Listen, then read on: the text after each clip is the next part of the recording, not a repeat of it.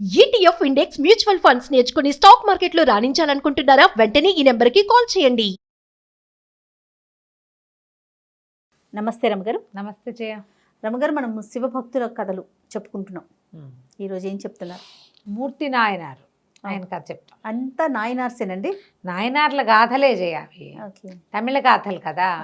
అక్కడ నాయనార్ అంటే నాయన గారు, అంతే, తండ్రితో సమానమైన వాడు అని అనుకుంటున్నా. నాకు అలాగే అర్థమైంది. మరి తమిళ పదాలకు అన్నిటికీ అర్థాలు తెలియదు, బాగానే ఏదో అర్థమవుతుంది. సినిమాలు చూసేస్తా జయ, నేను తమిళ సినిమాలు చూసేస్తాను. తమిళ సినిమా చూస్తాను, మలయాళం చూస్తాను, కన్నడ చూసేస్తాను. అన్ని లాంగ్వేజెస్ కవర్ చేస్తున్నారు రమగారు.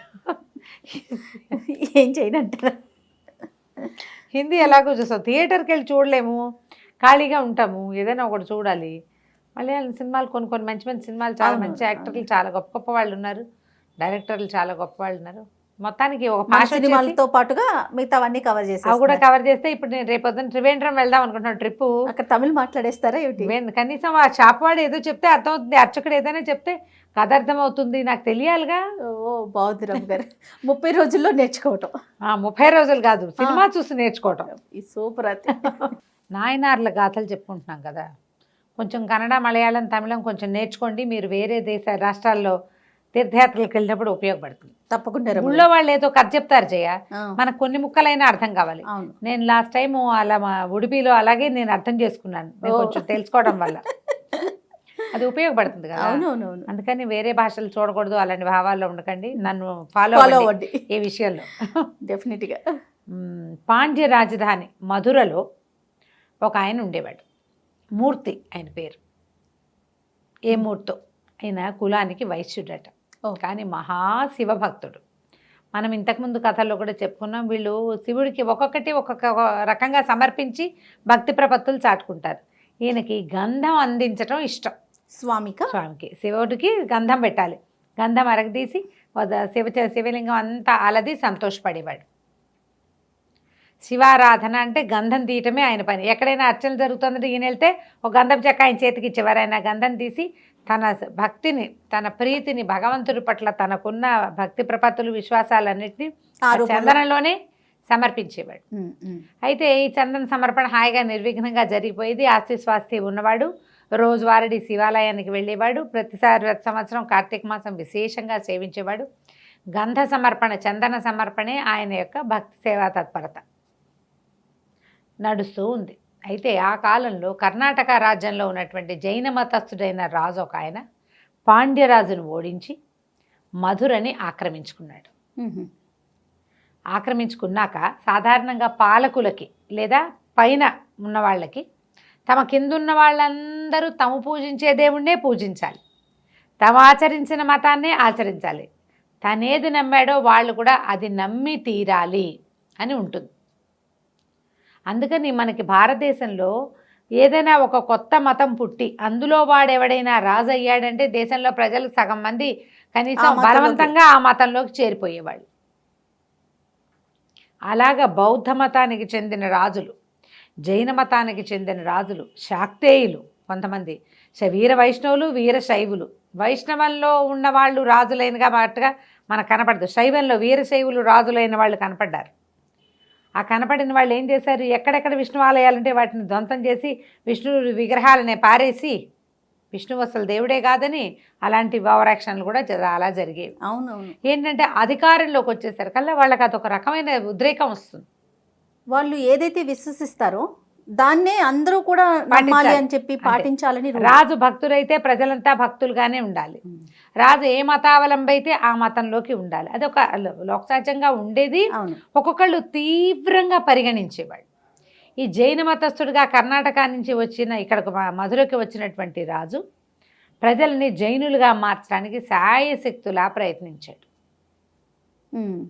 కొంతమంది రాజు భయంతో, దండన భయంతో, ఆ పన్నుల భయంతో బతకలేక, పైగా మన ఊరు వదిలిపెట్టి ఇంకెక్కడికి వెళ్తాం, దేశాన్ని వదిలిపెట్టి వెళ్ళటం అనేది అసలు అప్పుడు లేనే లేదు. ఉన్న ఊరు కన్నతల్లి, ఊళ్ళు కూడా మారేవాళ్ళు కాదు. ఏ ఊరు వాళ్ళు అక్కడే ఉండేవాళ్ళు, అక్కడే ఉండాలి, తరాల తరబడి అక్కడే ఉండేవాళ్ళు. ఎక్కడికైనా మారటం అంటే మహావృక్షాన్ని తీసుకెళ్ళి ఇంకో చోట పాతి పెట్టడం లాగా అంత బృహత్తర కార్యక్రమంగా ఉండేది. చాలామంది ఒప్పుకున్నారు. అయితే ఈ రాజ్యంలో పేరెన్నికగన్న భక్తుల్ని ఆయన చూస్ చేశాడు కొంతమందిని. వీళ్ళని మారిస్తే మిగిలిన వాళ్ళు మారతారని. ఆ పేరెన్నికగన్న భక్తాగ్రగణ్యుల్లో మన చందన చర్చ చేసేటువంటి మూర్తి నాయనారు కూడా ఉన్నాడు. ఓహో. ఈయన్ని శత విధాలా దండించాడు, ఆస్తంతా లాక్కున్నాడు. రాజు ఏం చేసినా మూర్తి నాయనారు ఆయనకు లొంగలేదు. అయితే ఈయన నిత్యం ఏం చేస్తాడు, భగవంతుడికి చందన చర్చ. ఈయనకి చందనం దొరకకుండా చేసేసాడు రాజు. దారుణం కదండి. దారుణం. ఎన్ని కథలు కనపడతాయో ఇట్లా. ఆ. ఇక చందనం లేదు, ఎవ్వరూ చిటిగడి చందనం కూడా ఈయనకు అమ్మకూడదు. గంధపు చెక్కలు అవి చందనం పుట్టించలేరు, తయారు చేయలేరు కదా, అవునవును. కొనుక్కోవాలి. గంధపు చెక్కలు తెప్పించుకునేవాళ్ళు, చెక్కలు రానివ్వరు, చందనం రానివ్వరు. ఏం చేస్తాడు, ఇంట్లో ఉన్నదే జాగ్రత్తగా వాడగా అయిపోయింది. ఏదో ఒకనాడు చివరికి రాదా వస్తువు, అలాగే కదా అవుతుంది. ఇక ఊరంతా పిచ్చెత్తినట్టు తిరిగాడు. ప్రతి వాళ్ళు చెప్పారు, అయ్యా రాజదండనకి గురైపోతాం మేము కూడా నీకు అమ్మితే. అప్పటికే 80% జైనులు అయిపోయారు. ఓహో. మిగిలిన వాళ్ళు రాజంటే భయం. తిరిగాడు చిటిగాడు, గంధం కూడా పుట్టల ఆయనకి. ఆ చందన చర్చ స్వామి లింగమూర్తికి చేస్తే కానీ అన్నం తినడు. తిరిగి సాయంకాల వేళకి ఓ శివాలయంలోకి ప్రవేశించాడు. తిక్క పుట్టిపోయింది ఆయనకి. దేవాలయంలో ఏదో అర్చనలు జరుగుతున్నాయి, మొత్తానికి మూతపడలా. కొన్ని గుళ్ళు మూతపడ్డాయి, కొన్ని ఉన్నాయి. లోపలికి వెళ్ళేసరికి ఆయనకి ఆ గంధం ఏం చేయాలి, గంధం ఏం చేస్తారు, ఇట్లా చెక్క పట్టుకుని ఇట్లా అరగదీస్తారు కదా. వెళ్ళా సాన దగ్గర నుంచున్నాడు, పసుపెట్లేసి కూర్చున్నాడు, సానకేసి చూస్తున్నాడు. అసంకల్పితంగా ఆయన 2 చేతులు సాన మీదకి వెళ్ళిపోయింది. పంచాక్షరి జపం చేస్తూ చేతుల్ని రుద్దటం మొదలుపెట్టాడు. చెక్క లేదు. ఒక ఉద్రేకానికి లోనయ్యి తన చేతుల్ని అరగదీసి నెత్తురు కారిపోయి ఎముకలు అరిగిపోయే వరకు ఒళ్ళు తెలియలే ఆయనకి. మొత్తం ఏముంది, దేనికేసైనా రాస్తే కోసుకుపోదు. సాన రోజువారీ రుద్దటానికి అలవాటు పడింది కదా, అరగ ఈ పైభాగం అంతా అరగదీసేసి ఎముకల మీదకి వెళ్ళిపోయింది. నెత్తురుమయం దేవాలయం అంతా. ఏడ్చేస్తున్నాడు ఆయన. ఇది చేయకపోతే ఇంకా నాకు శివ చర్చ లేదు, శివసేవ లేదు, ఇంకా భగవత్ సేవ లేదు. ఆ దుఃఖము, ఉద్వేగము, ఇలాంటి పరిస్థితుల్లో నేను దేవసేవ ఎట్లా చేసుకుంటాను, దైవసేవ. ఆ ఏడుస్తూ పంచాక్షరి జపం చేస్తూ అరిచేతులు అరగదీసేసుకున్నాడు. వేళ్ళు అన్నీ ఇట్లా అరిగిపోయి ఇట్లా పట్టుకుంటారు కదా, ఈ భాగము అంతా కూడా ఇవి ముణుకుల మీద తొందరగా కట్ అయిపోతుంది కదా, ఇక్కడ ఇవి కట్ అవుతుంది, పూను సరిగిపోతుంది. అరిపోయేసరికి అలా పడిపోయాడు. నెత్తురు మొత్తం దేవాలయం అంతా నెత్తురు, చుట్టుపక్కల వాళ్ళంతా చేరారు, గంటలు మోగిపోతున్నాయి. దేవాలయం అంతా దగదగాయమానంగా జ్యోతులు వెలిగిపోయినాయట. శివవాక్కు ఆయనకు వినపడింది. మూర్తి నాయనారు, నువ్వు కంగారు పడకు, నీ భక్తికి మెచ్చాను, నువ్వు ధైర్యంగా ఉండు, నువ్వు రాజు అవుతావు, ఈ దేశాన్ని మళ్ళీ శైవ మతంలోకి మార్చు, న్యాయంగా పాలన చెయ్యి, నీ భక్తి అనన్య సామాన్యమైన భక్తికి చాలా నేను సంతోషించానని శివవారిని వినపడింది. ఈయన నెత్తురోడుతున్న చేతులతోటి శివుడికి నమస్కారం చేసి ఇంటికి వెళ్ళిపోయాడు. చేతులకు కట్లు కట్టారు, చుట్టుపక్కల జనం అంతా చేరారుగా, దేవాలయం అంతా శుభ్రం చేశారు. ఈ వాక్యాలు ఇదంతా ఊరంతా వచ్చేసినాయి. చెప్పుకోవటానికి ఏముంది, అదే కదా. మామూలుగానే చిన్న పిచ్చి మాటలే, ఇదిగో పులంటే అదిగో తోక అంటారు. ఇట్లాంటి మహాద్భుతమైన సంగతి, గంటలు మోగటం, దీపాలు వాటంతటా వెలిగిపోవటం, బయట నుంచి చూసిన వాళ్ళకి దేవాలయంలో ఏదో వెలుగొస్తున్న భావన వచ్చింది. పరిగెత్తుకొచ్చారు, ఎవరికి వినపడలా, ఈయన ఒకటికే వినపడింది. కానీ ఏదో జరుగుతోందని తెలుస్తుంది. ఒక మహాద్భుతం జరిగేటప్పుడు అందరికీ అర్థమవుతుంది. అవునవును. ఏమిటో తెలియదు కానీ ఏదో జరిగిందని మాత్రం తెలుస్తుంది. ఈయన ఇంటికి వచ్చేసాడు, చేతులకు కట్లు కట్టుకున్నాడు, కుమిలిపోతున్నాడు. శివసేవ చేయడానికి వీలు లేకుండా పోయింది, చేతులు ఇట్లా అవుడైపోయినాయి. మర్నాడు శివాలయానికి బయలుదేరాడు. శివాలయానికి వెళ్తే తెల్లవారుజామున కర్కోటకుడుగా ఉన్న జైన రాజు మరణించాడని వార్త వచ్చింది. 13 రోజులు రోజు శివాలయానికి వెళ్ళొచ్చాడు ఈయన. 14వ రోజు శివాలయానికి వెళ్తుంటే ఒక ఏనుగు ఎదురొచ్చింది. ఏనుగు ఎదురొచ్చి ఈయన మెళ్ళో దండేసింది. రాజుగారు నిస్సంతుగా మరణించాడు, సంతానం లేదు. మరి ఇప్పుడు వాళ్ళ దేశం నుంచి ఎవరిని పిలిపిస్తారు? ఇప్పుడు రాజుగా ఒకడు కావాలి కదా.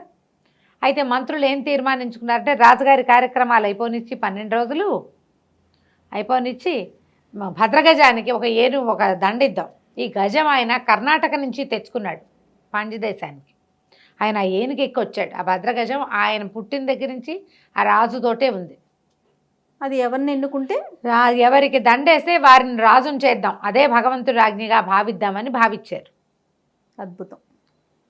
ఆయన జైన మతం తీసుకున్నాడు, ఆయనకి సంతానం లేదు. జైన మతం పుచ్చుకున్న వాడికి రాజకాక్ష ఏంటో మనకు తెలియదు.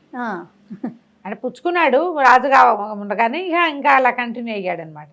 ఆ ఏనుగుకి దండేస్తే అది అన్ని ఊళ్ళు మొత్తం ఊరంతా అన్ని సందులు తిరిగి వచ్చి శివాలయం బయట నిలబడినటువంటి మూర్తి నాయనారు మెళ్ళలో దండేస్తారు కల్లా జనాలంతా చప్పట్లు కొట్టారు. రాజుగారి తర్వాత ఈ వెనకాల వచ్చినటువంటి జనాలు పల్లకి తీసుకొచ్చారు, ఏనుగుని ఎక్కమన్నారు. ఈయన లేవదీశారు.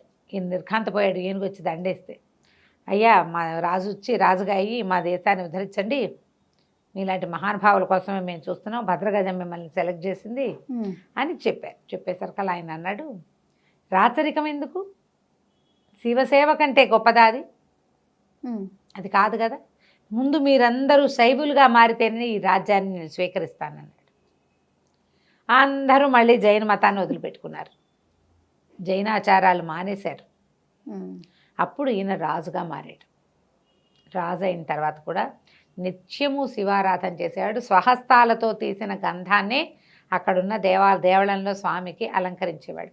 ఆయన ఏ తీర్థయాత్రకు వెళ్ళినా, ఏ దేవాలయంలోకి ఆయన దర్శనానికి వెళ్తాడో అక్కడ గంధం తీసి స్వామిగా అలంకరించడమే ఆయన యొక్క సేవ.